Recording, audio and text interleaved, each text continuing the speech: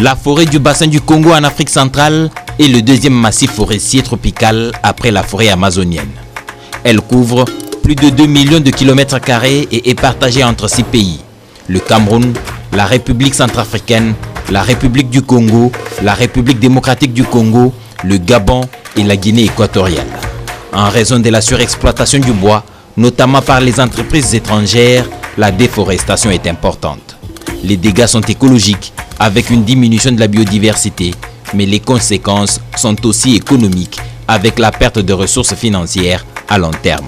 En 2010, le bassin du Congo avait un couvert forestier de plus de 268 millions d'hectares. Il dispose de plus de 186 millions d'hectares de forêts denses, humides et plus de 81 millions d'hectares d'autres types de forêts. Les forêts du bassin du Congo forment l'une des dernières réserves de la biodiversité où les forêts primaires sont interconnectées et permettent sans perturbation des mécanismes biologiques. L'importance de l'enjeu climatique exige une réaction globale et coordonnée de la communauté mondiale.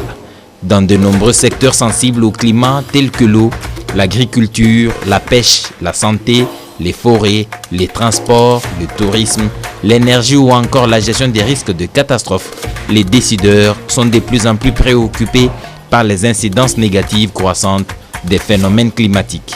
Mais ils sont mal armés pour exploiter les informations climatologiques existantes. Il est donc urgent de mieux réfléchir sur la mise en place d'un véritable cadre mondial qui définisse les rapports entre prestataires et utilisateurs des services climatologiques afin que les informations climatiques pertinentes soient intégrées dans l'élaboration des politiques et la prise de décisions. Nous sommes à 25 km de Boendé, dans le village Bonkama, dans le secteur de Djera. Ce village est entouré d'une forêt vierge immense de plus de 4000 hectares, dont 1421 hectares sont cartographiés et protégés par la famille Bongoulou, qui a légué ensuite la gestion à leur petit-fils Joël Bokechu Bokomo, vice-président de l'ONG OLSDK.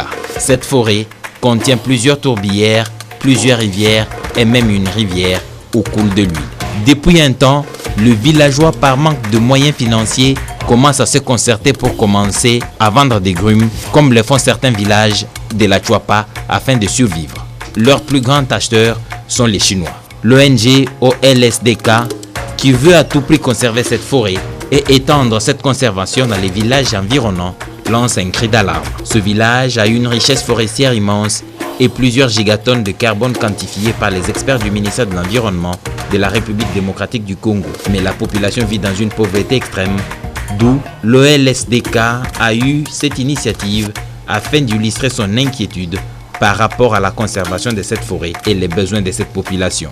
L'OLSDK a besoin de financement pour réaliser des projets qui permettront à cette population de continuer à protéger sa forêt et à travers elle que d'autres villages adoptent cette vision de conservation.